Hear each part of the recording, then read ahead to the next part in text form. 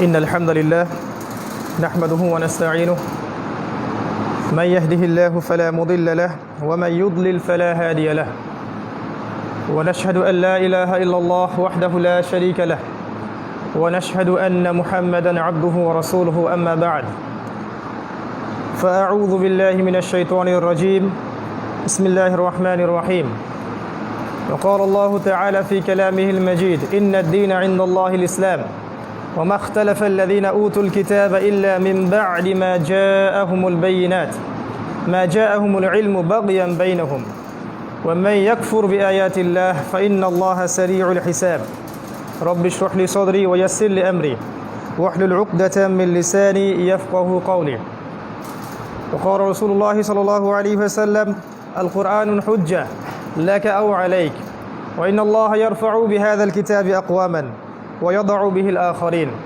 رواه মুসলিম। আলহামদুলিল্লাহ, যাবতীয় প্রশংসা এবং গুণগান একমাত্র মহিয়ান ও গরিয়ান আল্লাহ সুবহানাহু ওয়া তাআলার জন্যে, যে আল্লাহ সুবহানাহু ওয়া তাআলা নাজিল করেছেন মহাবিশ্বের এই মহাবিশ্বয় মহাগ্রন্থ আল কোরআন এবং প্রেরণ করেছেন সর্বকালের সর্বশ্রেষ্ঠ মানব মুহাম্মদুর রাসূলুল্লাহ সাল্লাল্লাহু আলাইহি ওয়াসাল্লামকে। আমরা প্রত্যেকে আল্লাহ পাকের দরবারে শুকরিয়া আদায় করি। আল্লাহুম্মা লাকাল হামদ হামদান কাসীরান তাইয়িবান মুবারাকান ফি। দরুদ এবং সালাত বর্ষিত হোক প্রিয় নবী মুহাম্মদুর রাসূলুল্লাহ সাল্লাল্লাহু আলাইহি ওয়াসাল্লামের প্রতি। আমরা সংক্ষিপ্ত দরুদ পাঠ করি, আল্লাহুম্মা সাল্লি আলা মুহাম্মদ আল্লাহুম্মা বারিক আলা মুহাম্মদ।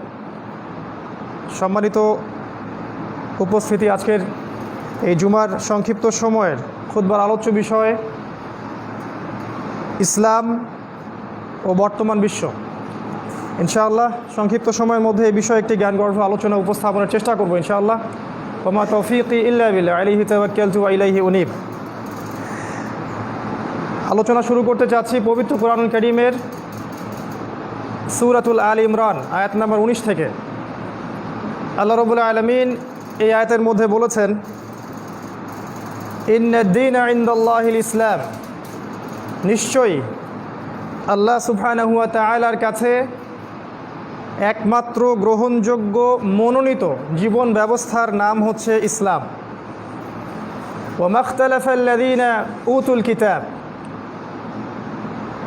ওয়া মাখতালাফাল্লাযীনা উতুল কিতাবা ইল্লা মিন বা'দি মা জাআহুমুল ইলমু বাগিয়ান বাইনাহুম। আল্লাহ পাক বলছেন, এর পূর্বে যাদেরকে কিতাব দেয়া হয়েছিল তারা দুটো কারণে ইসলামের বিরোধিতা করেছে। একটা হচ্ছে অজ্ঞতা, আর একটা বাগিয়ান বাইনাহুম, পরস্পরের হিংসা বিদ্বেষ এবং হঠকারিতা। আল্লাহ পাক বলেছেন ইসলামই একমাত্র গ্রহণযোগ্য জীবন ব্যবস্থা, কিন্তু এটা থেকে মানুষকে বিমুখ রাখছে দুটো বিষয়। একটা হচ্ছে অজ্ঞতা, দিন সম্পর্কে ইসলাম সম্পর্কে অজ্ঞতা, আরেকটা হচ্ছে হঠকারিতা, সত্যটা চেনার পরেও সেটাকে স্বীকার না করা, এটাকে বলা হয় হঠকারিতা। আল্লাহ পাক বলছেন এই শ্রেণীর মানুষকে উদ্দেশ্য করে, ওয়া মা ইয়াকফুর বিআয়াতিল্লাহ ফাইন্নাল্লাহা সারিউল হিসাব, যারা আল্লাহ পাকের আয়াতগুলোকে কুফরি করবে, অস্বীকার করবে, ফাইন্নাল্লাহা সারিউল হিসাব, আল্লাহ পাক খুব শীঘ্রই তাদের কঠিন হিসাব নেবেন ইনশাআল্লাহ। একই সূরার 85 নম্বর আয়াতটার দিকে এবার আমরা আমাদের দৃষ্টি নিবদ্ধ করছি। আল্লাহ পাক এই সূরার মধ্যেই বলেছেন 85 নম্বর আয়াতে, ওয়া মান ইয়াবতাগি গায়রাল ইসলামি দীনান ফালাই ইউকবাল মিন।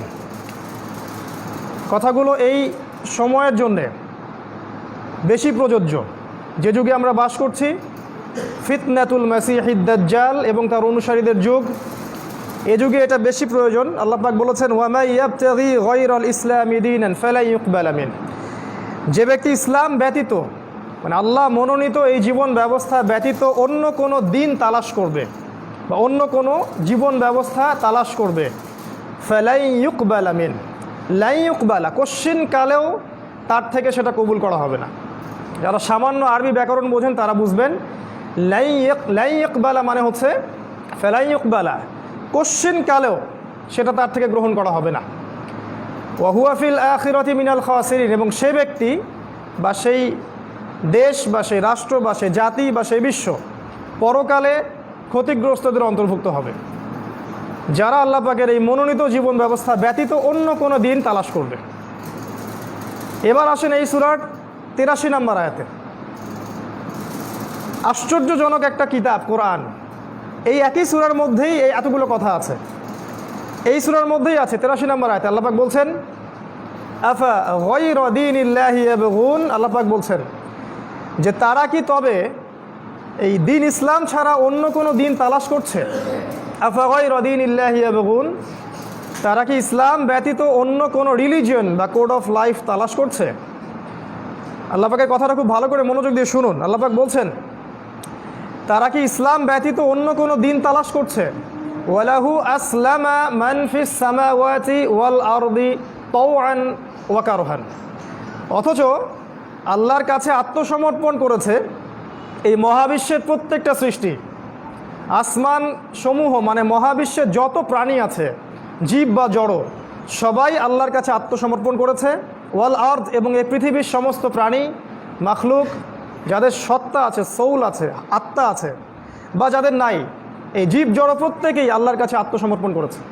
তাওআন আও কারহান, ইচ্ছায় হোক অথবা অনিচ্ছায় হোক, ইচ্ছায় হোক অথবা অনিচ্ছায় হোক, তারা আল্লাহর সামনে আত্মসমর্পণ করেছে।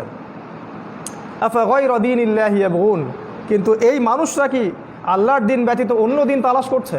কথা কি ভাষা, ব্যাখ্যা করার আসলে আমাদের ল্যাঙ্গুয়েজ নাই, আমি ভাষায় প্রকাশ করতে পারবো না। একই সূরায় 3টা কথা আল্লাহ বলেছেন। একমাত্র রিলিজিয়ন আল্লাহর কাছে ইসলাম, 1 নম্বর কথা। 2 নম্বর হচ্ছে ইসলাম ছাড়া অন্য কোনো রিলিজিয়ন কেউ তালাশ করলে আল্লাহ পাক কোশ্চিন কালো সেটা কবুল করবেন না। 3 নম্বর, আসমান জমিনের সব কিছু আল্লাহর সামনে আত্মসমর্পণ করেছে, করেনি শুধু মানুষ এবং জিন। একই সূরার মধ্যে আছে। এবার প্রশ্ন যে দিন শব্দের অর্থ আসলে কি, এটা এখন ব্যাখ্যা করতে হচ্ছে দুঃখজনক। উচিত ছিল এই সময়ে দিনের জন্য মানুষ জান মাল সময় শ্রম ব্যয় করে আল্লাহর পথে ফুল টাইম দাওয়া এবং জিহাদ করবে। এটা হচ্ছে এই সময় সবচেয়ে উপযুক্ত সময়। এটা এখন দিন শব্দের সংজ্ঞা ব্যাখ্যা করতে হয়, কারণ কিছু মানুষ মনে করে দিন মানে শুধু তসবিহ টেপা, দিন মানে শুধুমাত্র নামাজ পড়া, শুধু সওম রাখা, বা শুধু বছর বছর হজ করা। কোরআনে প্রায় 13টা জায়গায় দিন শব্দটা আছে। আমি আজকে দেখেছি প্রায় 13টা জায়গায় এই দিন শব্দটা আছে এই কোরআনের মধ্যেই। যেখানে আল্লাহ পাক দিনটাকে শরীয়ত হিসেবে উল্লেখ করেছেন, সেটার ব্যাখ্যায় আল্লাহ বলেছেন যে এটা এমন একটা জীবন ব্যবস্থা যেটা মানুষের ইহকালীন কল্যাণ, পরকালীন মুক্তি দুটোর পথ সুগম করতে পারে। দ্বিতীয় কথা আল্লাহ বলেছেন যে এর মধ্যে মানুষের ব্যক্তি জীবন, পারিবারিক জীবন, সামাজিক রাষ্ট্রীয় প্রত্যেকটা জীবনের খুঁটিনাটি বিষয়ের সমাধান থাকবে। এটার নাম দিন। আমরা ইংরেজিতে বলি এটাকে কমপ্লিট কোড অফ লাইফ, পূর্ণাঙ্গ জীবন ব্যবস্থা। জীবন ব্যবস্থা কাকে বলে? যে আদর্শের মধ্যে আমার জন্ম থেকে মৃত্যু, রান্নাঘর থেকে রাষ্ট্র, বাথরুম থেকে বিশ্ব, প্রত্যেকটা বিষয়ের খুঁটিনাটি ব্যাখ্যা আছে, এটার নাম দিন। যে ধর্মের মধ্যে এগুলোর খুঁটিনাটি ব্যাখ্যা নাই সেটাকে আমরা দিন বলি না। এজন্যই আল্লাহ পাক আগের দিনগুলোকে মানসুখ করে দিয়েছেন, রহিত করে দিয়েছেন, এবং আল্লাহ পাক কোরআন হাদিস নাজিল করে নতুনভাবে ইসলামটাকে আবারও নবায়ন করেছেন। দিনের ব্যাখ্যা এতটুকু জেনে রাখবো আমরা, এটা অর্থ শুধু ব্যক্তি জীবন না, শুধু ধর্মীয় জীবনও না, আমাদের ব্যক্তি থেকে শুরু করে বিশ্ব পর্যন্ত প্রত্যেকটা জীবনই এই দিনের অন্তর্ভুক্ত। তাওআন আও কারহান, কেউ ইচ্ছায় হোক আর অনিচ্ছায় হোক এটা স্বীকার করতে বাধ্য হবে, ইচ্ছায় হোক অথবা অনিচ্ছায়। কারণ এখন যারা ইচ্ছায় এগুলো স্বীকার করছে তারা পরকালে সফল ইনশাআল্লাহ, আর যারা স্বীকার করছে না তাদেরকে মৃত্যুর পর স্বীকার করানো হবে অনিচ্ছায়। তাওআন আও কারহান, এই হলো দিনের ব্যাখ্যা। তৃতীয় প্রশ্ন আসবে এখন যে ইসলাম, দিন ইসলাম অর্থটা আবার কি? আমরা অনেকের মুখে শুনি এখন, স্পেশালি যারা সেকুলার কনসেপ্টে বিশ্বাস করে, মানে গোড়া থেকে সেকুলার বা কমিউনিস্ট বা গোড়া ডেমোক্রেটিক, তাদের সংজ্ঞা অনুযায়ী দিন এমন একটা জিনিস যেটা মসজিদে আপনি নামাজ পড়বেন, তাসবিহ তাহলিল করবেন, জিকির আজগার করবেন, রোজা রাখবেন, হজ জাকাত দিবেন, মাশাআল্লাহ। তাদের বক্তব্য এতটুকুই দিনের অন্তর্ভুক্ত। তো তারা এতটুকুকে দিন ইসলাম মনে করে। কিন্তু আপনি যদি কোরআন এবং হাদিস খুঁটে খুঁটে পড়েন তাহলে দেখবেন যে আল কোরআনে যেমন সালাতের বিধান আছে, জাকাতের বিধান আছে, সওমের বিধান আছে, হাদিসে যেমন হজ ওমরা ইত্যাদি সব খুঁটিনাটি মাসআলাগুলো আছে। অজু কেমন করে করবেন, গোসল কেমন করে করবেন, স্ত্রী সহবাস কেমন করে করবেন, খাবেন কিভাবে, বাথরুমে যাবেন কিভাবে, আপনি দেশ চালাবেন কিভাবে, সামাজিক আমাদের মূল্যায়নটা কেমন হবে, পারিবারিক মূল্যবোধ কেমন হবে, কিভাবে দেশের দুর্নীতি দূর করবেন, নৈতিকতার অবক্ষয় রোধ করবেন, প্রত্যেকটা বিষয় আপনি পাবেন কোরআন এবং হাদিসে। আল্লাহ পাক তার রাসূলের মাধ্যমে জানাচ্ছেন এই পুরো জিনিসটাই হচ্ছে দিন। ইসলামের এখানে নতুনত্বটা কি? এখানে কোনো নতুনত্ব নাই। প্রথম কথা হচ্ছে এটা, ইসলাম নতুন কোনো রিলিজন না। আদম আলাইহিস সালাম থেকে শুরু করে মুহাম্মদ সাল্লাল্লাহু আলাইহি ওয়াসাল্লাম পর্যন্ত প্রত্যেক নবী এই রিলিজনটাই ফলো করেছেন। এখন আমরা যেটা দেখি এক এক মানুষ এক এক রিলিজিয়নের, এটা মানুষ ওই যে বাগিয়াম বাইনাহুম, একে অপরের হঠকারিতা আর অজ্ঞতা, এই দুটো কারণে মানুষ সঠিক ট্র্যাক থেকে সরে গেছে। আল্লাহ পাক একটা রিলিজন দিয়ে পৃথিবীতে পাঠিয়েছেন প্রত্যেক নবীকেই। কোরআনে অনেক জায়গায় পাবেন, সংক্ষিপ্ত সময় রেফারেন্স দেওয়ার সময় পাচ্ছি না, যে আল্লাহ পাক প্রত্যেক নবীকে আদেশ করেছিলেন যে তার কওমকে যেন তাগুত বর্জন করতে আদেশ করে এবং আল্লাহ পাকের ইবাদত করতে আদেশ করে। এই দুটোই ছিল তাদের মূলনীতি। সবাই দাওয়াত দিয়েছেন লা ইলাহা ইল্লাল্লাহ, কেউ দাওয়াত দেননি এর বাইরে। প্রত্যেক নবী আদম থেকে শুরু করে মুহাম্মদ সাল্লাল্লাহু আলাইহি ওয়াসাল্লাম পর্যন্ত। আপনি আদম আলাইহিস সালামের জীবনী দেখেন, নূহ আলাইহিস সালামের জীবনী দেখেন, ইব্রাহিম, মুসা, ঈসা, প্রত্যেক নবীর জীবনী দেখেন, একটা কমন জিনিস খুঁজে পাবেন যে দিন নতুন কিছু নয়। এই লা ইলাহা ইল্লাল্লাহ, এই ইসলাম শুরু থেকে ছিল, আজও আছে, ইনশাআল্লাহ কিয়ামত পর্যন্ত থাকবে। এই জন্যই আমরা বলি ইসলাম চির নতুন, চির প্রাচীন এবং চির আধুনিক। তাই যাদের এই কনসেপ্ট আছে, স্পেশালি সেকুলার কনসেপ্টে যারা বিশ্বাস করি আমরা যে ইসলাম নতুন একটা ধর্ম, মুহাম্মাদের মাধ্যমে এটা প্রবর্তিত হয়েছে, নাউজুবিল্লাহ সাল্লাল্লাহু আলাইহি ওয়াসাল্লাম, এটা সম্পূর্ণ ভুল একটা কনসেপ্ট। মুসা আলাইহিস সালামের রিলিজন ছিল ইসলাম, ঈসা আলাইহিস সালামের ইসলাম, নূহ আলাইহিস সালামের ইসলাম। এক কথায় 1,24,000 যে শব্দটা আমরা পাই, বা কোনো হাদিসে 2,24,000 নবী এবং রসুল, প্রত্যেকের রিলিজনই ছিল ইসলাম। আর আমাদের নবী মুহাম্মদ সাল্লাল্লাহু আলাইহি ওয়াসাল্লাম ইসলামের একটা ছোট্ট সংজ্ঞা দিয়েছেন, এটা আপনাদেরকে শেয়ার করব। হাদিসে জিবরিল নিয়ে আমি একটা আলোচনা করেছিলাম, সেখানে বলেছিলাম বিস্তারিত। আজকে শুধু একটা পয়েন্ট বলছি, যে জিবরাইল আলাইহিস সালাম যেদিন মানুষের রূপ ধরে পৃথিবীতে এসেছিলেন জনসমক্ষে, সাহাবীদের সামনে, সব সাহাবী তাকে দেখেছেন। এটা রাসূল সাল্লাল্লাহু আলাইহি ওয়াসাল্লামের জীবনের প্রায় শেষ দিকের ঘটনা, বিদায় হজের পরে। তখন তিনি নবীজিকে 4টা প্রশ্ন করেছিলেন: ঈমান কাকে বলে, ইসলাম কাকে বলে, ইহসান কাকে বলে, আর কিয়ামত কবে হবে। এখানে নবী সাল্লাল্লাহু আলাইহি ওয়াসাল্লাম ইসলামের সংজ্ঞা দিয়েছিলেন, মাল ইসলাম। তিনি বলেছেন আল ইসলাম আন তাশহাদু আল্লা ইলাহা ইল্লাল্লাহ, ইসলাম হচ্ছে তুমি প্রথমে সাক্ষী দিবে আল্লাহ ছাড়া কোনো মাবুদ নেই, ওয়া আন্না মুহাম্মাদান আবদুহু ওয়া রাসূলুহু, এবং মুহাম্মদ সাল্লাল্লাহু আলাইহি ওয়াসাল্লাম তার বান্দা এবং তার রাসূল। অর্থাৎ আপনি আল্লাহর একত্ববাদের উপর থাকতে হবে এবং রাসূল সাল্লাল্লাহু আলাইহি ওয়াসাল্লামের সুন্নাহর উপর থাকতে হবে। তাওহীদের সাথে শিরককে মেশানো যাবে না, সুন্নাহর সাথে বেদাতকে মেশানো যাবে না। বাস লা ইলাহা ইল্লাল্লাহ পূর্ণ হয়ে গেল, মুহাম্মদুর রাসূলুল্লাহ পূর্ণ হয়ে গেল। এবং আপনি আল্লাহর বিধান এবং রাসূলের বিধানের বাইরে যেতে পারবেন না, কারণ আমরা দাসদের কোনো ইচ্ছা স্বাধীনতা থাকে না। আমরা দাস আল্লাহর এই পৃথিবীতে, তিনি যা বলবেন তাই করতে হবে, যা করতে নিষেধ করবেন সেটাই করা যাবে না। 1 নাম্বার তিনি এটা বলেছেন। 2 নাম্বার বলছেন ওয়া তুকিমুস সালাত, তুমি সালাত কায়েম করবে। ইসলামের বেসিক ফান্ডামেন্টাল, সালাত নাই ইসলাম নাই। যে সালাত কায়েম করে না, সালাত পড়ে না বা কায়েম করে না, তাকে আমরা মুসলিম হিসেবে ধরতে পারি না। এখানে কোনো টালবাহানার কোনো সুযোগ নাই যে এখানে ইচ্ছায় পড়ি না, অলসতা করে পড়ি না, সে ফাসেক, সে জালেম, সে কাফের, এই ক্যাটাগরিজ আল্লাহ রসুল করে দেননি। তিনি বলছেন মান তারাকা সালাতাম মুতাআম্মিদান ফাকাদ কাফারা, যে ব্যক্তি সালাত ইচ্ছা করে ছেড়ে দিল সে ব্যক্তি কুফরি করলো। স্ট্রেট কাট কথা, যে ব্যক্তি সালাত ছেড়ে দিল সে কুফরি করলো। 3 নাম্বার বলেছেন ওয়াতুতিয়া যাকাত, তুমি যাকাত প্রদান করবে। সালাত আপনাকে করবে কি, আল্লাহর অভিমুখী করবে, আপনাকে আল্লাহর যে শেল বা রক্ষা কবচ এখান থেকে দূরে যেতে দিবে না। দিনে 5 বার আপনি আল্লাহর কাছে দেখা করবেন, আপনি পাপ থেকে দূরে থাকবেন ইনশাআল্লাহ। আর যাকাত কি করবে, যাকাত আপনার সমাজের মধ্যে ইকোনমিক স্যাংশন দূর করবে, অর্থনৈতিক যে অচল অবস্থা এটা দূর করে দিবে। যাকাত প্রতিষ্ঠিত থাকলে সমাজের মধ্যে ইকোনমিক একটা ফ্লুয়েন্সি থাকে, সবার কাছে কম বেশি অর্থ থাকে। আর যাকাতহীন যেটা সুদভিত্তিক অর্থনীতি, এখানে যেটা হয় যে ধনিক শ্রেণীর হাতে সব সম্পত্তি চলে যায় আর গরিব শ্রেণীর মানুষ দাস হয়ে থাকে, যেটা হচ্ছে এবং সামনে আরও ভয়াবহ আকার ধারণ করবে।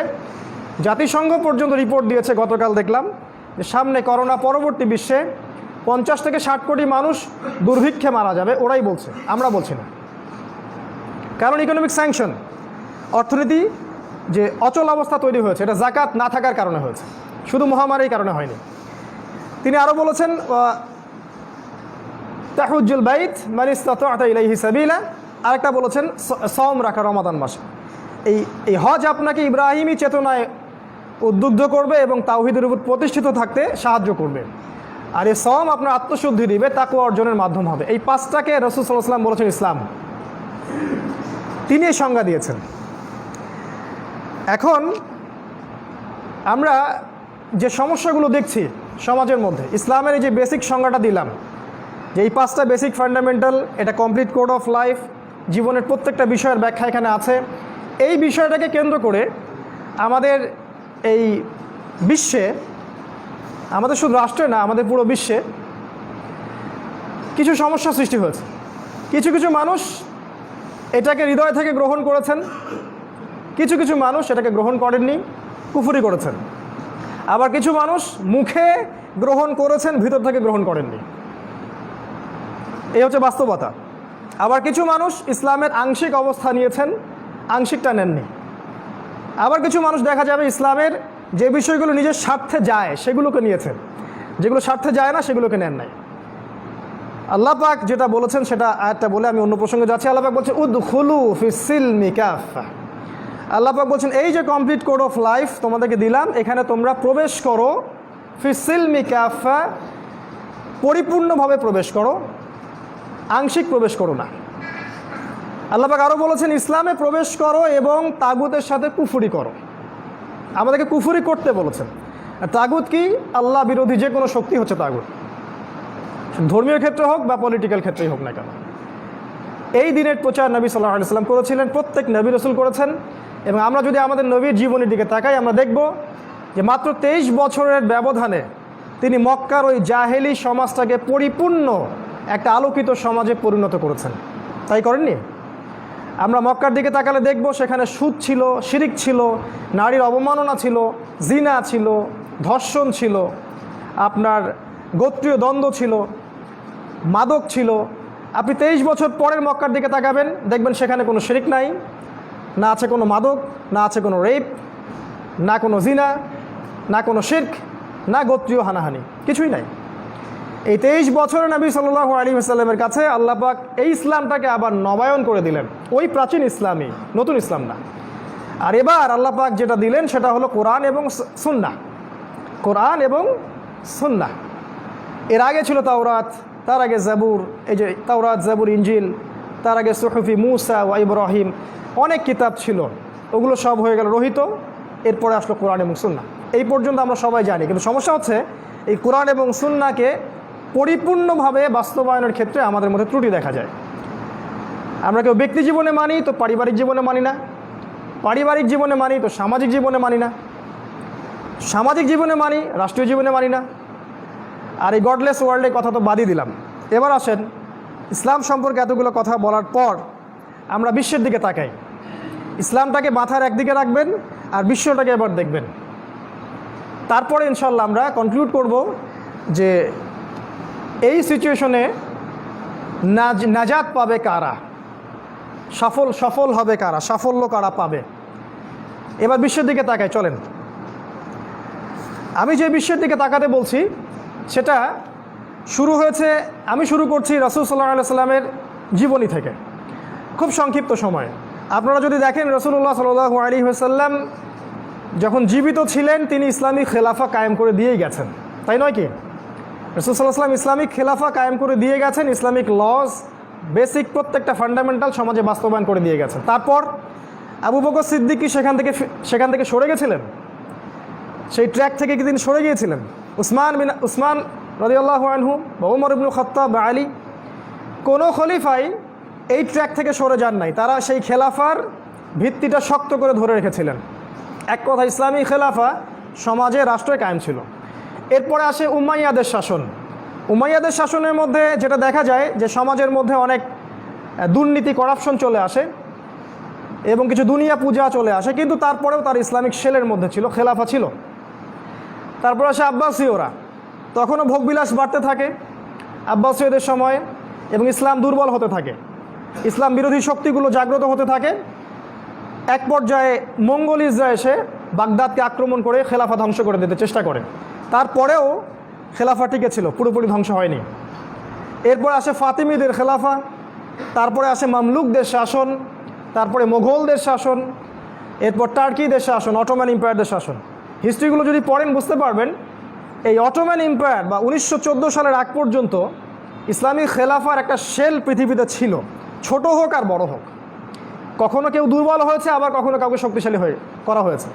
কেউ ক্ষমতা হারিয়েছে, কেউ ক্ষমতা পেয়েছে, কিন্তু ইসলাম ছিল, হোক সেটা আরবে বা তুর্কিতে বা কর্ডোভায় বা এই দিকের আপনার আমাদের সাবকন্টিনেন্টে কোনো না কোনো জায়গায় ছিল। এর পরের বিশ্বটার দিকে আমি আপনাকে তাকাতে বলছি, এর আগের বিশ্বের দিকে এখন দেখার দরকার নেই আপাতত। এর পরের যে বিশ্বটা এটা দেখবেন 1700 সাল থেকে নিয়ে 1800 সাল পর্যন্ত সারা বিশ্বে একটা ব্যাপক রেভলিউশন হলো। সেটা হচ্ছে যে বিশ্বটা দুই ভাগে ভাগ হয়ে গেল। এই অংশটুকু ভালো করে বোঝার চেষ্টা করে। বিশ্বটা দুই ভাগে ভাগ হয়ে যায়। একটা অংশে চলে যায় ইহুদিরা, খ্রিস্টানরা এবং মুশরিকরা। ইহুদিরা, খ্রিস্টানরা এবং মুশরিকরা। আরেকটা অংশে চলে আসে মুসলিমরা। এই দুইটা ভাগে বিশ্বটা ভাগ হয়ে যায়। এবার ইহুদি, খ্রিস্টান, মুশরিকদের মধ্যে আবার দুইটা গ্রুপ হয়ে যায়। একটা গ্রুপ হচ্ছে তারা গডলেস, তাদের কাছে ধর্ম কোনো বিষয় না, তারা জুলুম, ফাসাদ আর পাপাচারের বলে, ক্ষমতার বলে সারা বিশ্ব শাসন করতে শুরু করে। কিন্তু ইহুদি খ্রিস্টানদের মধ্যে আরও একটা দল ছিল যাদের হৃদয়টা করাপ্টেড ছিল না। তারা আজ পর্যন্ত তাদের ধর্মের যে বেসিক জিনিসগুলো আছে সেগুলো এখনও ধরে রেখেছে। কোরআনও এটার দলিল যে সব ইহুদি, সব খ্রিস্টান যে খারাপ বা তাদের সাথে যে আমাদেরকে শত্রুতা করতে হবে এমনটা কোরআন শিক্ষা দেয়নি। কারণ কোরআন সূরা মাইদায় বলেছে এক শ্রেণীর খ্রিস্টান থাকবে, নাসারা থাকবে, যারা তোমাদের খুবই বন্ধুত্বপূর্ণ আচরণ করবে, তোমাদের সাথে হৃদ্যতায় তোমাদের খুব কাছে হবে। ওয়ালা তাজিদান্না আকরাবাহুম মাওয়াদ্দাতান লিল্লাযিনা আমানু আল্লাযিনা ক্বালু ইন্না নাসারা। আল্লাহ পাক বলছেন সূরা মাইদার মধ্যে যে তুমি দেখবে হে নবী, অবশ্যই আপনি দেখবেন যে এক শ্রেণীর খ্রিস্টান আছে যারা বলে আমরা নাসারা, তারা আপনাদের প্রতি খুব হৃদ্যতা, ভালোবাসা, মহব্বত দেখাবে। এই জন্য আমরা বলছিলাম একবার যে আজারবাইজানের উচিত ছিল আর্মেনিয়ার ব্যাপারে আবারও ভেবে দেখা, এবং টার্কির উচিত ছিল রাশিয়ার ব্যাপারে আবারও ভেবে দেখা। কারণ রাশিয়া এবং আমেরিকা এক পাল্লায় মাপলে চলবে না। সারা বিশ্বের মধ্যে অর্থোডক্স খ্রিস্টান একটা দল আছে যারা হৃদ্যতা, ভালোবাসা মুসলিমদের কাছাকাছি, কিন্তু আমরা ওদেরকে চিনতে ভুল করছি। তাদের সাথে অ্যালায়েন্স করার বদলে আমরা উল্টা শত্রুতা করছি। এটার ফল আমাদেরকে ভোগ করতে হবে সামনে। কারণ আমাদের কাছে কোরআন যখন আমাদের হাত থেকে চলে গেছে বা কোরআন যখন আমরা জাদুঘরে রেখে দিয়েছি, তখন এই সমস্যাগুলো হওয়াই স্বাভাবিক। আল্লাহ পাক এই দুই শ্রেণীর কথা বলেছেন। এক শ্রেণীর ইহুদি আছে, অল্প কিছু ইহুদি হলেও তাদের মধ্যে স্বচ্ছতা আছে, এমন নয় যে সবাই পাপাচারী বা করাপ্টেড, তা না। এক শ্রেণীর ইহুদি ছিল রাসূল সাল্লাল্লাহু আলাইহি ওয়াসাল্লামের যুগেও, যারা ইসলাম কবুল করেছিল, এমনকি যুদ্ধ করেছে উহুদের মাঠে। উহুদের মাঠে তো আমি আপনি যুদ্ধ করি নাই, অনেক ইহুদি ইসলাম কবুল করে যুদ্ধ করেছি উহুদের মাঠে। আব্দুল্লাহ বিন সালাম রাদিয়াল্লাহু আনহু, ইহুদির বড় পণ্ডিত, তিনি রাসূল সাল্লাল্লাহু আলাইহি ওয়াসাল্লামকে চিনতে পেরেছেন, তাকে প্রোটেক্ট করেছেন এবং তাকে ওই মদিনার মধ্যে তার যে দলিল সেটাকে প্রমাণ করেছেন আব্দুল্লাহ বিন সালাম। কারণ নবীজি তো পড়তে জানতেন না, লিখতে জানতেন না। তিনি তাওরাত থেকে বের করে দেখাচ্ছিলেন যে ইনি শেষ নবী, ইনি আসল নবী, তোমরা এর আনুগত্য করো। তাই সব ইহুদি খারাপ এটা বলা ঠিক না, আবার সব খ্রিস্টান খারাপ না। কারণ রাসূল সাল্লাল্লাহু আলাইহি ওয়াসাল্লামের যুগেও দেখবেন আপনি কিছু নাসারা ছিলেন যারা ইসলামের পক্ষে কাজ করেছেন। আবিসিনিয়ার ওই রাজা বাদশাহ নাজাশির কথা আপনারা জানেন, যিনি জাফর বিন আবু তালেব রাদিয়াল্লাহু আনহু নেতৃত্বে বিশাল একটা মুসলিম কমিউনিটিকে আশ্রয় দিয়েছিলেন। তারা রেফিউজি ছিলেন, আমরা ছিলাম রেফিউজি তখন, তারা আমাদেরকে আশ্রয় দিয়েছিল। ইতিহাস ভুলে গেছে আজকে মানুষ। সেই আবিসিনি ইথিওপিয়ার কথা বলছি, এখন ওই জায়গাটার নাম ইরিত্রিয়া। এই বাদশাহ নাজাশি যখন ইন্তেকাল করেন, আমাদের নবী মুহাম্মদ সাল্লাল্লাহু আলাইহি ওয়াসাল্লাম তার জানাজার নামাজ পড়েছেন, গায়েবানা জানাজার নামাজ। কি মনে করছেন আপনি? তাই যুগে যুগে এরকম শ্রেণীর ইহুদি খ্রিস্টান কিছু থাকবে, কিছু আছে, অল্প কিছু হলো। আল্লাহ পাক বলেছেন তাদের সংখ্যা অল্প কিন্তু আছে। এর উল্টা দিকে বিশাল জনশক্তির একটা ইহুদি খ্রিস্টান মিত্র আছে, এদেরকে আমরা বলি জায়নিজম বা জায়নিস্ট অ্যালায়েন্স। এরা মূলত সারা বিশ্বের শত্রু, শুধু ইসলামের শত্রু না, এরা সারা বিশ্বের ধার্মিকদের শত্রু। আপনি যদি ধর্ম পালন করেন, আপনি হোক হিন্দু হন বা খ্রিস্টান হন বা বৌদ্ধ হন বা মুসলিম হন, ওরা ধর্মের শত্রু। কারণ ওরা চায় যে পুরো মানব জাতি অন্য একটা শক্তির ইবাদত করুক, সেই শক্তির নাম হচ্ছে মাসিহুদ দাজ্জাল। কারণ তারা দাজ্জালের জন্য অপেক্ষা করছে। তারা বলছে যে এই হচ্ছে আমাদের মাসিহ যে সামনে আসতে যাচ্ছে, এবং তাদের পুরো যে এজেন্ডা, প্রোপাগান্ডা, এটা পুরো স্পষ্ট করে দিয়েছে তারা জগতের সামনে। তারা গডলেস, তারা রিলিজিয়নের শত্রু, সত্যের শত্রু, এবং এরা জুলুম, পাপাচার, ফাসাদ এবং ক্ষমতার দাপটে সারা বিশ্ব শোষণ করে বেড়াচ্ছে। এটা হচ্ছে বড় মেজর শ্রেণীর ইহুদি খ্রিস্টান অ্যালায়েন্স, যাদেরকে আমরা বলি জায়নিস্ট মুভমেন্ট। এদের লিডার হচ্ছে ইসরায়েল, এদের মূল লিডার হচ্ছে ইসরায়েল, যার বিরুদ্ধে মুসলিমদের কোনো এখন ইনিশিয়েটিভ নাই, বরং তার সাথে হাত মিলাচ্ছে সবাই। এই গাদ্দারদেরকে আমরাও ক্ষমা করবো না, আল্লাহ পাক যেন এদেরকে মাফ না করেন, আল্লাহ পাক কবুল করুন দোয়া। যারা ইসরায়েলের সাথে হাত মিলিয়েছে, এই গাদ্দার, এরা হচ্ছে উম্মার সবচেয়ে বড় গাদ্দার। হোক সেটা আহলে সৌদ, হোক সেটা আরব আমিরাত বা দুবাই বা যে কেউ। আল্লাহ রাব্বুল আলামিন বলেছেন, আমি মনে করি দিই আয়াতগুলো একটু। আল্লাহ পাক সূরা বাকারার মধ্যে বলেছেন যে ওয়ালান তারদা আনকাল ইয়াহুদ ওয়ান নাসারা হাত্তা তাত্তাবিআ মিল্লাতাহুম। হে নবী, ইহুদি এবং খ্রিস্টানদের এই অ্যালায়েন্সটা, যারা ইসলামের দুশমন, তারা কোশ্চিন কালেও আপনার প্রতি সন্তুষ্ট হবে না যতক্ষণ না আপনি ওদের মিল্লাত গ্রহণ করছেন। ওয়ামান আসদাকু মিনাল্লাহি হাদিসা, আল্লাহর চেয়ে আর সত্য কথা কে বলতে পারেন বলেন? কিছু মানুষ ইন্টারফেইথের কথা বলে এখন এদের সাথে। আল্লাহ সত্য না, এরা সত্য। আল্লাহ পাক বলছেন এরা ততক্ষণ পর্যন্ত তোমার প্রতি সন্তুষ্ট হবে না হে নবী, যতক্ষণ তুমি এদের সাথে যুক্ত না হচ্ছ বা এদের মিল্লাত গ্রহণ না করছো। আল্লাহ পাক আরও বলছেন সূরা মাইদা, আয়াতগুলো মনে করিয়ে দেই। আল্লাহ পাক বলছেন ইয়া আইয়ুহাল্লাযীনা আমানু, হে মুমিনগণ, লা তাত্তাখিযুল ইয়াহুদা ওয়ান নাসারা আউলিয়া, এই ইহুদি এবং খ্রিস্টানদেরকে বন্ধুরূপে গ্রহণ করো না। কোন ইহুদি কোন খ্রিস্টান?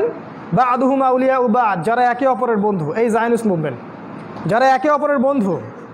ওই ইহুদি ওই খ্রিস্টান নয় যারা আমাদেরকে আশ্রয় দিয়েছিল আবিসিনে, তারা নয়। সেই ইহুদি সেই খ্রিস্টান যারা একে অপরের বন্ধু, জায়নিস্ট মুভমেন্ট। কারণ আল্লাহ পাক বলছেন ওয়া মা ইয়াতাওয়াল্লাহুম মিনকুম ফাইন্নাহু মিনহুম, তোমাদের মধ্যে যদি কেউ ওদের সাথে হাত মিলায়, সে এই উম্মতের কেউ না, সে তাদের অন্তর্ভুক্ত। এটা আল্লাহর কথা। যারা এদের সাথে হাত মিলাচ্ছে, অ্যালায়েন্স করছে, তারা আমাদের উম্মার কেউ না। সে যেই হোক না কেন, হোক সে মুসলিম বা মুনাফেক বা অমুক আরব রাষ্ট্রের নেতা বা যে কেউ, তুমি আমাদের উম্মতের কেউ না। তোমাকে আমরা কিয়ামতের মাঠে দেখে নিব ইনশাল্লাহ। এই পুরো গাদ্দারির হিসাব আল্লাহর কাছে দিতে হবে, উম্মার সাথে গাদ্দারি। আরও বলেছেন আল্লাহ পাক, এখানে দুইটা শ্রেণী পেলেন, ইহুদি এবং খ্রিস্টান যারা একে অপরের সাথে বন্ধুত্ব করেছে। আর একটা শ্রেণীর কথা আল্লাহ পাক বলেছেন যে সূরা মাইদার মধ্যেই আছে, হে নবী, লাতাজিদান্না আশাদ্দান নাস আদাওয়াতাল লিল্লাযীনা আমানু আল ইয়াহুদ ওয়াল্লাযীনা আশরাকু। এবার দেখেন আল্লাহ পাক বলছেন, হে নবী, আপনি দেখবেন মুমিনদের সাথে সবচেয়ে কঠিন শত্রুতা পোষণ করে দুই শ্রেণীর মানুষ। কোরআনেই আছে দুই শ্রেণীর মানুষ। এক শ্রেণী হচ্ছে আল ইয়াহুদ, ওই ইহুদি যারা জায়নিস্ট মুভমেন্টের সাথে জড়িত, এবং দ্বিতীয় হচ্ছে আল্লাযীনা আশরাকু, যারা শিরক করে, মুশরিক। এই জন্যই দেখবেন নেতানিয়াহু মোদিকে ডাকে, এমনি ডাকে না। কোরআন আমাদের সামনে সব বলে দিয়েছে, কিন্তু আমরা কোরআনিক পররাষ্ট্রনীতি বাদ দিয়ে অন্য জায়গা থেকে হেদায়েত নিচ্ছি। কোরআন বলেছে আমাদেরকে এরা তোমাদের প্রতি সবচেয়ে কঠোর, আমরা ওদের সাথে অ্যালায়েন্স করতে চাই, আমরা বলি বন্ধু রাষ্ট্র, আমরা এইসব কথা বলি। আল্লাহ পাক বলছেন এই ইহুদি এবং এই মুশরিকরা তোমাদের সবচেয়ে বড় শত্রু। এই আয়াতে আল্লাহ পাক বলেছেন যে কিছু নাসারাকে তোমরা পাবে যারা ভালোবাসা হৃদ্যতা তোমাদের কাছাকাছি হবে, কারণ ওদের সাথে ওই নাসারাদের মধ্যে কিছু পাদ্রী দরবেশ টাইপের মানুষ আছে যারা এই দুনিয়াবি ফাসাদ থেকে বৈরাগ্যতা অবলম্বন করেছে। রুহবান, আহবার বলা হয় এদেরকে। এখানে আপনি ওয়ার্ল্ড পলিটিক্স বুঝতে পারছেন, জিও পলিটিক্স, যে এই পুরো বিশ্বের মধ্যে সবচেয়ে শক্তিশালী এখন অ্যালায়েন্সটা হচ্ছে জায়নিস্ট মুভমেন্ট। কোন জায়নিস্ট? যারা সেই সব ইহুদি এবং সেই সব খ্রিস্টান যারা একে অপরের বন্ধু, যারা প্রকাশ্য ইসলাম এবং সত্যের বিরোধিতা করছে, ধর্মের বিরোধিতা করছে, এবং সারা বিশ্বকে তারা জুলুম, পাপাচার, ফাসাদ এবং অন্যান্য যে অস্ত্রগুলো আছে এগুলো দিয়ে শোষণ করার চেষ্টা করছে। They want to rule the world. তারা এই ওয়ার্ল্ডটাকে শাসন করতে চায় অন বিহাফ অফ দাজ্জালের পক্ষ থেকে। কেন বললাম? কারণ এরাই জেরুজালেম মুক্ত করেছে ইহুদিদের জন্যে 1914-এ। এরাই জেরুজালেমকে উন্মুক্ত করে ইহুদিদেরকে আসার জায়গা করে দিয়েছে। এরাই প্রথম বিশ্বযুদ্ধ লাগিয়েছে। এরাই দ্বিতীয় বিশ্বযুদ্ধের পর ইহুদি রাষ্ট্র গঠন করে দিয়েছে। এরাই জেরুজালেমকে রাজধানী ঘোষণা করলো। এখনও আপনারা অপেক্ষা করছেন কবে মাসিহুদ দাজ্জাল আসবে? এই জন্যে সবাই অলরেডি সেখানে প্ল্যান, ওদের মঞ্চ প্রস্তুত। শেষ পেরেকটা খালি কফিনে ঠোকানো বাকি আছে, সেটা হচ্ছে মালহামা, সামনে যেটা আসছে। এই বিশ্বের অবস্থা। এখানে আপনি দেখবেন ইহুদি খ্রিস্টানদের মধ্যে এইভাবে দলাদলি হয়ে গেছে, দুইটা দল মেজর। একদল তারা জুলুম এর বলে বিশ্ব শাসন করছে, আর একদল অল্প কিছু মানুষ আছে তাদের মধ্যে যারা হৃদ্যতা ভালোবাসায় মুসলিমদের কাছাকাছি হবে। আর মুসলিমদের দিকে এবার তাকান, আরেকটা দল যেটা বিশ্বের মধ্যে আছে, এই মুসলিমদের মধ্যেও দুইটা দল, মেজর দুইটা দল। একটা হচ্ছে মুমিন আর একটা হচ্ছে মুনাফিক। একদল মুমিন, একদল মুনাফিক।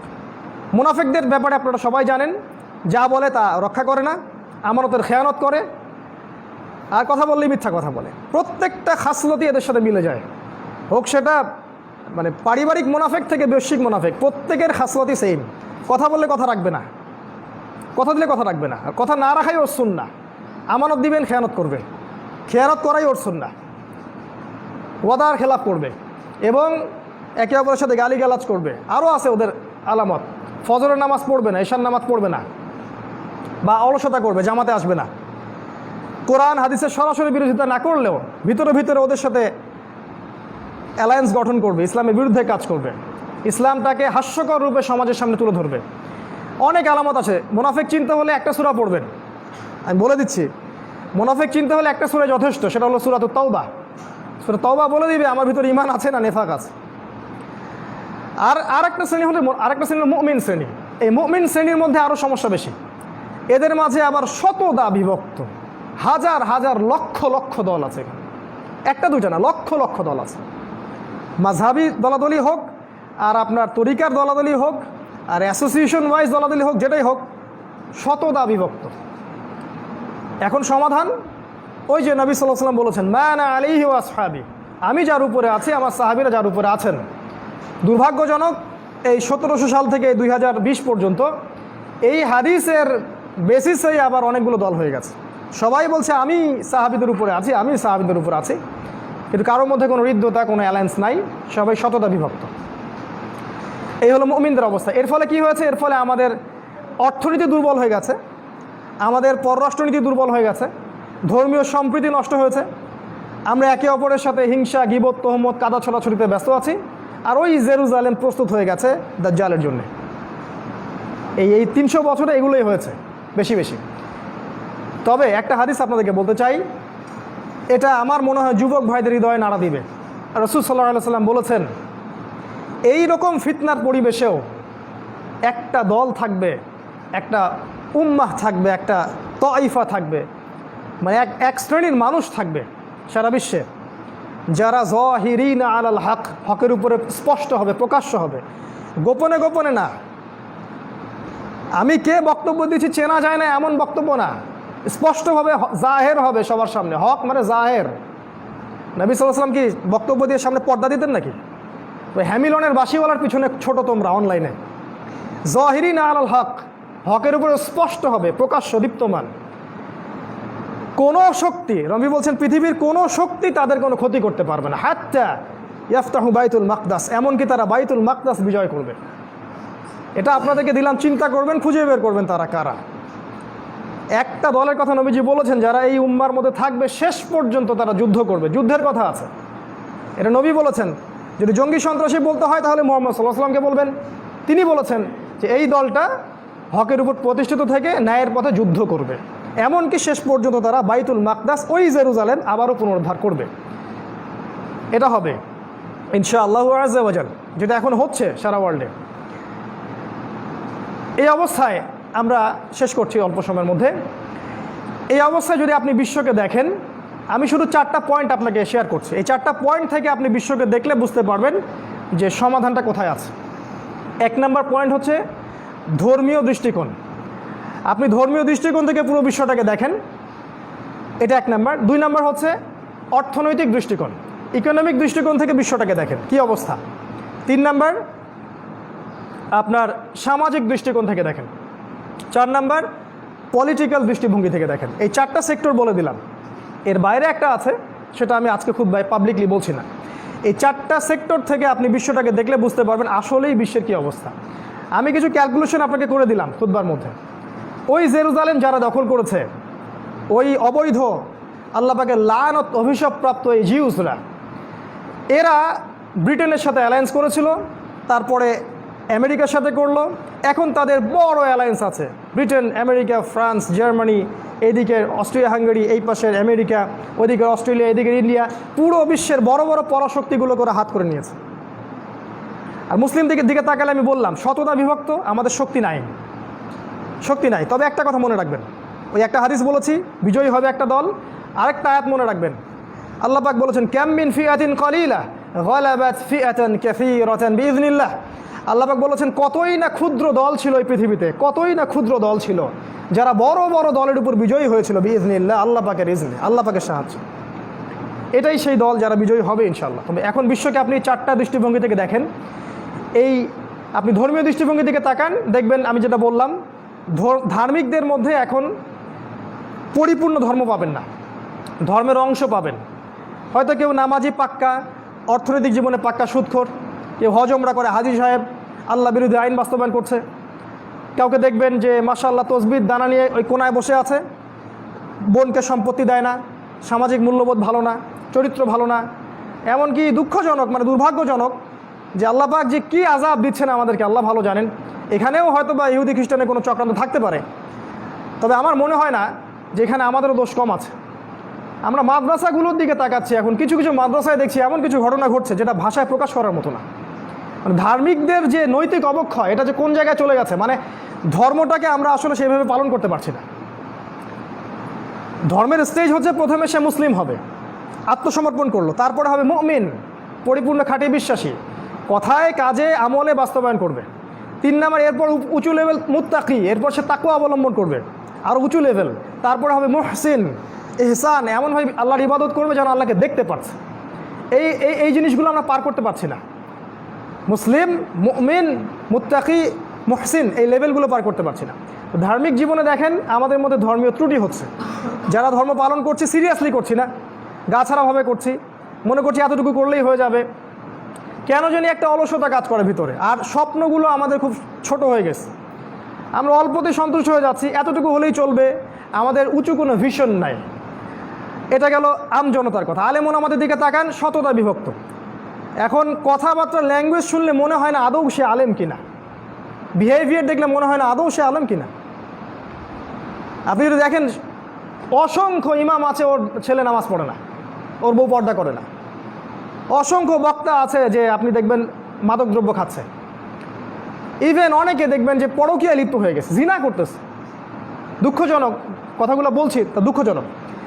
মুসলিমদের মধ্যে এই সমস্যাগুলো হচ্ছে কারণ ধর্মের পরিপূর্ণতা নাই। আমরা ধর্মটাকে ঠাট্টা তামাশার পাত্র বানাচ্ছি, সিরিয়াসলি নিচ্ছি না যে এই দিনটা আল্লাহ পাঠিয়েছেন আমাদের ইবাদত করার জন্য না, বিজয়ী হওয়ার জন্য। হুয়াল্লাযী আরসালা রাসূলাহু বিল হুদা ওয়া দীনিল হক লিইয়ুযহিরাহু আলা দীনি কুল্লিহি। এই দিনটা আল্লাহ পাঠিয়েছেন যাতে করে হকের উপর আমরা বিজয়ী হতে পারি। আর আমরা তো বিজয়ের জন্য নামছি না মাঠে, বিজয়ী হব কেমন করে? এটা ধার্মিকদের অবস্থা। আলেমদের অবস্থা দেখবে শততা বিভক্ত, সবাই একে অপরের সাথে কাদা ছোড়াছুড়িতে ব্যস্ত আছি। এই সময় পর্যন্ত এসেও আমরা এক জায়গায় আসতে পারছি না। এক জায়গায় আসার মানে এই নয় যে একটা দলের মধ্যে সবাইকে আসতে হবে, এমন নয়। যে সবার মাঝে একটা মিউচুয়াল আন্ডারস্ট্যান্ডিং থাকলে এটা পসিবল ছিল, যেটা হচ্ছে না, দুর্ভাগ্যজনক। ধর্মীয় দৃষ্টিভঙ্গির দিকে তাকান বিশ্বের, আর দেখেন আর যারা ধর্মকে পালন করছে, কসমেটিক্স ইসলাম ফলো করছি আমরা, অথবা প্রোটেস্ট্যান্ট ইসলাম ফলো করছি, অথবা ওই যে ব্রিটেনের শেখানো ইসলাম বা আমেরিকার শেখানো ইসলাম বা ইসরায়েলের পণ্ডিতদের শেখানো ইসলাম আমরা ফলো করছি। মুসলিমরাই বলছে যে ইসলামী হুকুমতের কোনো দরকার আছে, এগুলো আগে চলতো এখন চলে না। মুসলিমরাই, কালিমা পড়া মুসলিমরাই পর্দার বিরোধিতা করছে। তারাই দেখবেন যে সহশিক্ষাকে সম্বোধন দিচ্ছে, মুসলিমদের কথা বলছে। সুদ খাচ্ছে কারা? মুসলিমরা খাচ্ছে। এনজিওতে আপনি চাকরি করেন, সুদি এনজিওতে আপনি চাকরি করেন, আপনার বউ দেখা যায় যে ব্র্যাকের মতো ইয়াতে চাকরি করে, সুদি এনজিওতে চাকরি করে, সুদ খায়, সমিতি করে। আমরাই ব্যাংকে চাকরি করি, আমরা ব্যাংকের সুদের সাথে জড়িত। এটা মুসলিমরা করছে। ধর্মীয় দৃষ্টিভঙ্গি দিকে তাকান, আমাদের অবস্থায় আজকে খারাপ। এই দৃষ্টিভঙ্গি দিয়ে বিশ্বকে দেখেন। আরেকটা দৃষ্টিভঙ্গি বলছি, সোশ্যাল দৃষ্টিভঙ্গি, সামাজিক। আমার মনে হয় না এটা নিয়ে বলার এই মুহূর্তে কোনো প্রয়োজন আছে।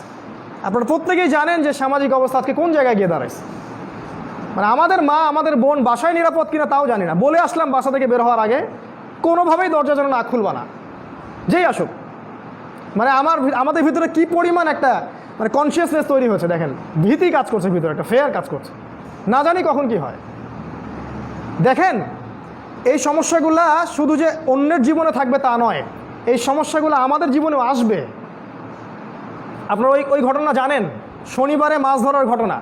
যারা অন্যায় করেছে আল্লাহ ওদেরকেও ধ্বংস করেছেন, যারা অন্যায়ের প্রতিবাদ করে নাই আল্লাহ পাক তাদেরকেও ধ্বংস করেছেন। আর যারা অন্যায়কে পেট্রোনাইজ করছে উপরের লেভেল থেকে, সবাইকে আল্লাহ ধ্বংস করবেন।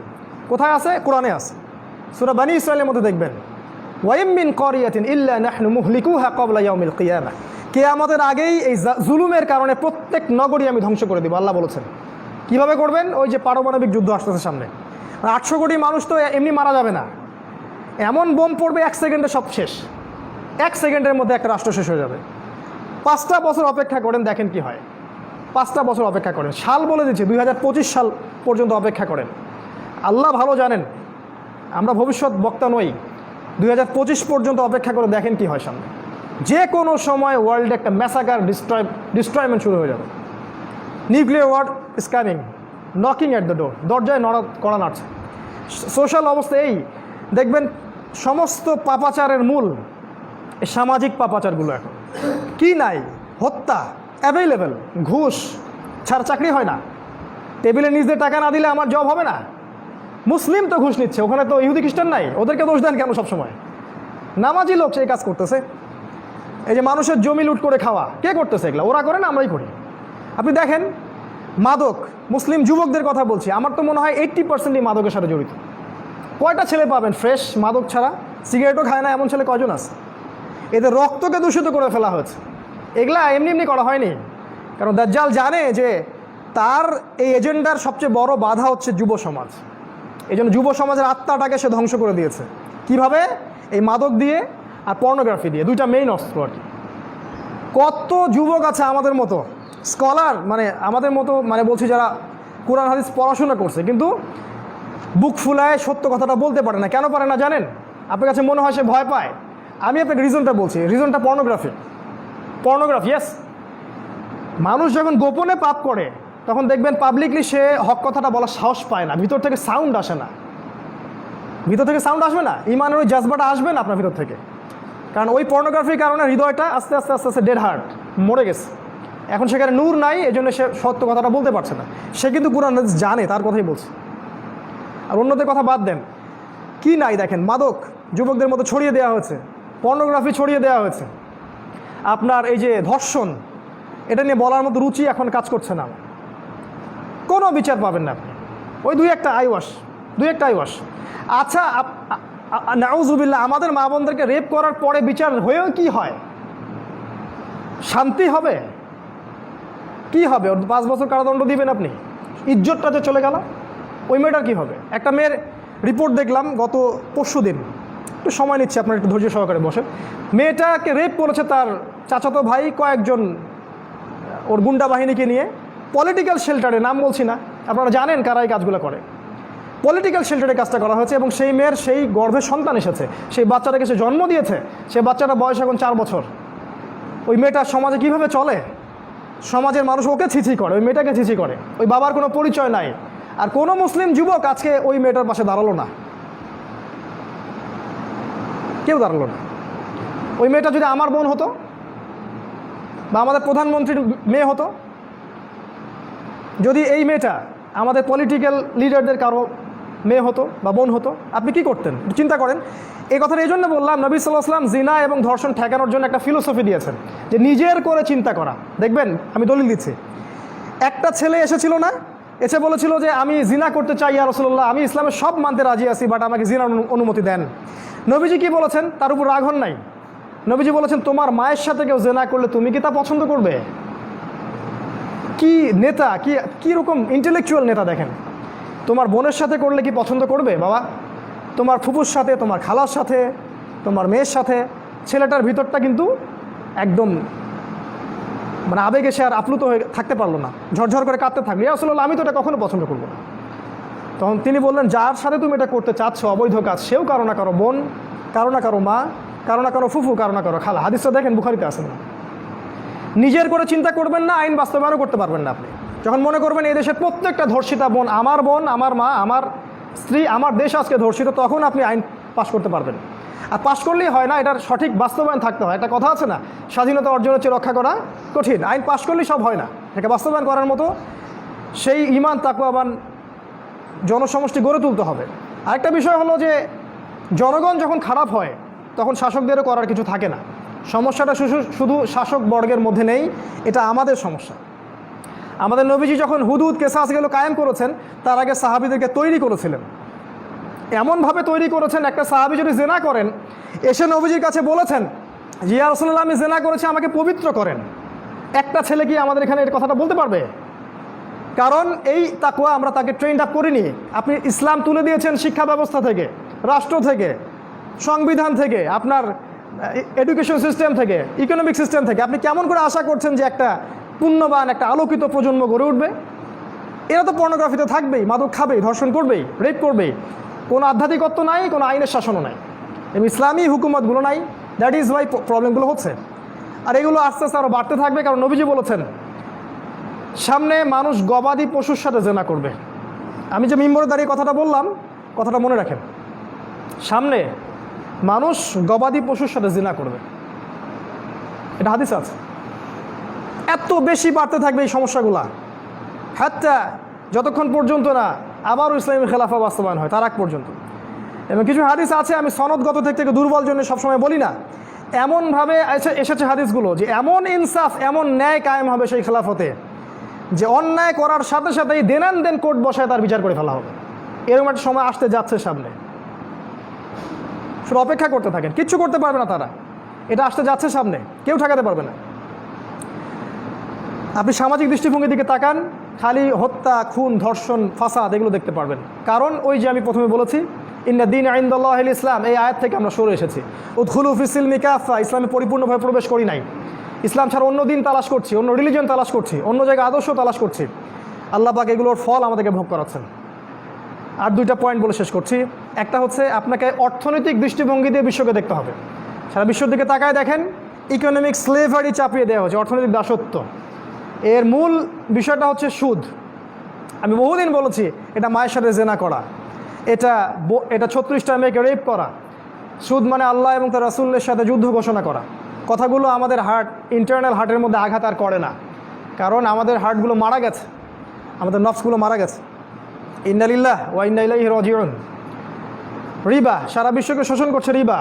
এর ফলে যেটা হবে, বিশ্বের একটা বড় অংশ আস্তে আস্তে দাস হয়ে যাবে কয়দিন পর। দাস প্রথা আবারও আসতেছে সামনে, এবং আপনি এবার হবেন ইকোনমিক স্লেভ, অর্থনৈতিক দাস।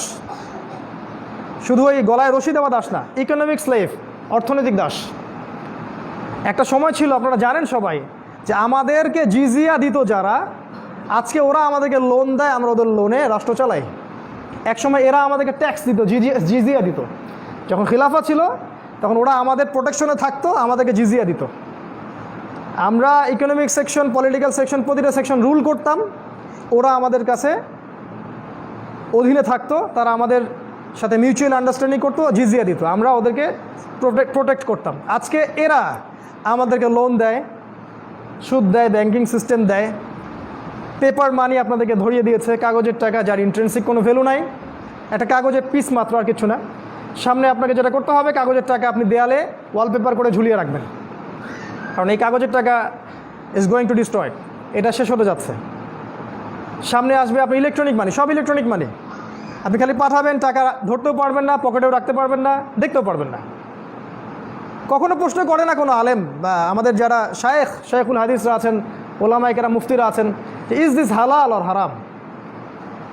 এই যে প্রতারণা সারা বিশ্বে চলছে, অর্থনৈতিক প্রতারণা, এই কাগজের টাকা এবং এই ইলেকট্রনিক মানি দিয়ে আর সোনা রূপাটাকে তুলে দিয়ে পুরো মুসলিম বিশ্বের অর্থনীতির যে আপনার কি বলবো, আসল যেগুলো থাকে, আসল সুদ ছাড়া আসল যেটা, এই টাকাগুলো তারা তাদের সম্পদগুলো বাজেয়াপ্ত করে ফেলছে।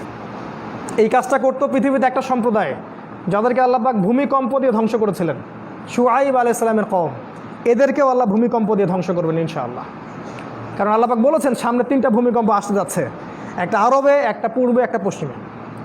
পশ্চিমা বিশ্ব ধ্বংস হয়ে যাবে, ডিস্ট্রয়, সময়ের ব্যাপার মাত্র। এগুলো ইকোনমিক দৃষ্টিভঙ্গি দিয়ে তাকান, দেখবেন রিবা, ঘুষ, এই বোগাস পেপার মানি, হারাম ইলেকট্রনিক মানি, এবং দেখবেন ইকোনমিক স্যাংশন, অর্থনৈতিক স্যাংশন চাপিয়ে দিবে। আপনি কোরআন সুন্নাহ হকের উপর থাকতে চাইবেন, ইভেন এখন যদি আপনারা সবাই রাষ্ট্র ক্ষমতা চলে যান এবং ইসলাম কায়েম করতে চান, আপনার ইকোনমিক স্যাংশন তারা ধস নামিয়ে দিবে, একেবারে টাকার মান কমিয়ে দিবে, আপনার সম্পদ তারা বাজেয়াপ্ত করে নিবে, সব কিছু ওদের হাতে। ওদের হাতে ন্যাটো, ওদের হাতে ইউনাইটেড নেশনস, ওদের হাতে জাতিসংঘ, ওদের হাতে IMF, every single sector, CIA, BBC, CNN, media, প্রযুক্তি, অস্ত্র, সব ওদের হাতে। এই অবস্থা সৃষ্টির জন্য কে দায়ী? আপনি, আমি সহ প্রত্যেক মুসলিম দায়ী, প্রত্যেকটা ইন্ডিভিজুয়ালের জন্য দায়ী। আমি দায়ী, আপনি দায়ী, আমরা প্রত্যেক প্রোটেস্ট্যান্ট এই কসমেটিক্স ইসলাম যারা ফলো করি আমরা প্রত্যেকেই দায়ী, এবং প্রত্যেককে হিসাব দিতে হবে, আমাকে সহ। উম্মার এই অবস্থা হলো কেন আল্লাহ পাক জিজ্ঞাসা করবেন, এবং হাউজে কাউসারে নবী সাল্লাল্লাহু আলাইহি ওয়াসাল্লাম আটকে দিবেন আমাদেরকে। তোমাদের হাতে আমানত দিয়ে এসেছিলাম, কি করলাম? একটা মানুষের বাবাকে যদি কেউ গালি দেয় তার একদম ভিতরে গা জ্বলে যায়, রক্ত গরম হয়ে যায়। দিব্যি ইসলামকে ছোট করা হচ্ছে, ইসলামকে ডমিনেট করা হচ্ছে, ইসলামকে একদম মানে কি বলবো, মানে পায়ের তলে ফেলে পিষ্ট করা হচ্ছে। কারো কোনো রকম চেতনা জাগ্রত হয় না। সবাই আমরা দুনিয়া নিয়ে ব্যস্ত আছি, আমাদের খাওয়া, আমাদের ভোগবিলাস, আমাদের এই ফেরকাবাজি, আমাদের এগুলো নিয়ে ব্যস্ত আছে। হালুয়া রুটি খাও, সেমাই খাও, আর ঘরে যায় ঘুমাও। আল্লাহ পাক আমাদেরকে বোঝার তৌফিক দান করুন। লাস্ট পয়েন্ট হচ্ছে পলিটিক্যাল দৃষ্টিভঙ্গি দিয়ে বিশ্বকে দেখেন, দেখবেন সারা বিশ্ব থেকে খেলাফা উঠে গেছে, ইসলামী আইন উঠে গেছে। ইসলামী আইন এখন জাদুঘরে, কোরআনিক যে পররাষ্ট্রনীতি সেটাও জাদুঘরে। এর ফলে যেটা হয়েছে, প্রত্যেকটা মুসলিম কান্ট্রি আজকে দাস, এক কথা স্লেভ, এবং তাদের মধ্যে সেকুলারিজম ছড়িয়ে দেওয়া হয়েছে, কমিউনিজম ছড়িয়ে দেওয়া হয়েছে, ডেমোক্রেসি ছড়িয়ে দেওয়া হয়েছে। এখন এটার প্রায় 300 বছর হয়ে যাচ্ছে। এই 300 বছরে আমাদের এই অধঃপতনের এই জায়গা চলে আসছি। এখন এই জায়গা থেকে উত্তরণ পাবে কি আদৌ কেউ?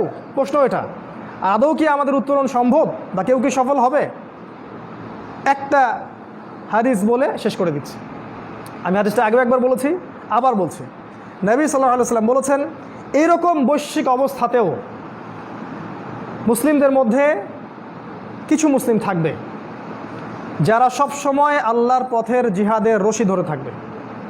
আবার এটাকে অন্যভাবে নেবেন না যে সন্ত্রাস ছড়াচ্ছে, জঙ্গিবাদ ছড়াচ্ছে। জিহাদ মানে আপনাকে কখনো আমি বলিনি যে বোম মারেন। আল্লাহ পাকের দিন প্রতিষ্ঠার জন্য, আল্লাহ পাকের দিন স্ট্যাবলিশমেন্টের জন্য আমার জান, আমার মাল, আমার সময়, আমার কথা, আমার কলম, এভরি সিঙ্গেল সেক্টর জিহাদের অন্তর্ভুক্ত। এটা একটা ইবাদত, এটা সন্ত্রাস নয়। তোমরা যারা মিডিয়ার মাধ্যমে এটাকে সন্ত্রাসে পরিণত করেছো, কিয়ামতের জন্য অপেক্ষা করো, খালি মরা পর্যন্ত অপেক্ষা করো। কবরে তোমাদের 12টা বাজানো হবে ইনশাআল্লাহ। মিডিয়া ওদের হাতে যা ইচ্ছে তাই ইসলামের নামে। ওই দেখলেন না, সালাম দেওয়া শেখাচ্ছে আপনাদেরকে। সালাম দেওয়া তাহলে আপনারা এতদিন শেখেন নাই, তাই না? এবার শিখলেন কেমন করে সালাম দিতে হয়। বাই দ্য ওয়ে, এক ইহুদি এভাবে সালাম দিয়েছিল নবীজিকে, জানেন কিনা? বলেছিল আসসালামু আলাইকুম, সামু আলাইকুম বলেছিল। নবীজি বলেছেন ওয়া আলাইকুম। ইসলামে সবই আছে, এটাও আছে যেটা আপনি টকশোতে দেখলেন। আয়েশা রাদিয়াল্লাহু আনহা এই শব্দটার ভাষার অর্থটা বুঝেছিলেন। তিনি বলেছিলেন যে ইয়া রাসূলুল্লাহ, এর উপর বদদোয়া করা দরকার। নবীজি বলেন যে দেখো, আমি তো বলেছি ওয়া আলাইকুম। আয়েশা রাদিয়াল্লাহু আনহা বলছেন, ও যে শব্দটা বলেছে এর অর্থ হচ্ছে তোমার মৃত্যু হোক। সালামু আলাইকুম মানে তোমার মৃত্যু হোক, তুমি মারা যাও, বদদোয়া আর কি। আর নবীজি বলেছেন, আমাদের সবচেয়ে জেন্টলম্যান নবীজি, হ্যান্ডসাম ম্যাচিউরড নবী, তিনি বলেছেন ওয়া আলাইকুম, তোমার উপরেও হোক।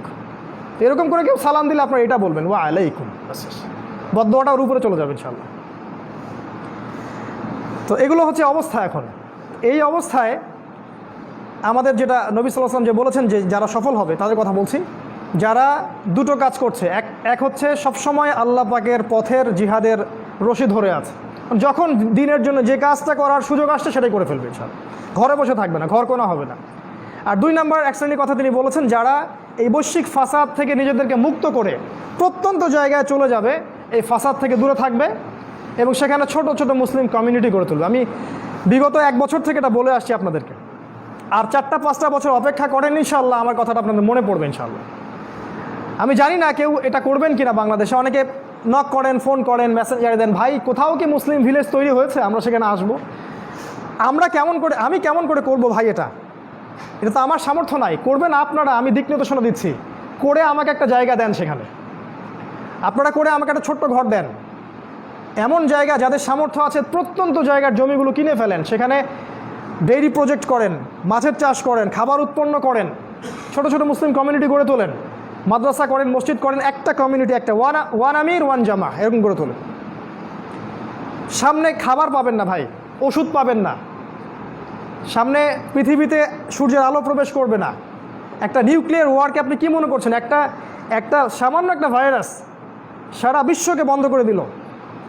অফকোর্স আপনি অবাক হতে পারেন যদি কিয়ামতের মাঠে শোনেন যে এই ভাইরাসটা মানুষের সৃষ্টি করা, বাট আমি অবাক হব না ইনশাআল্লাহ।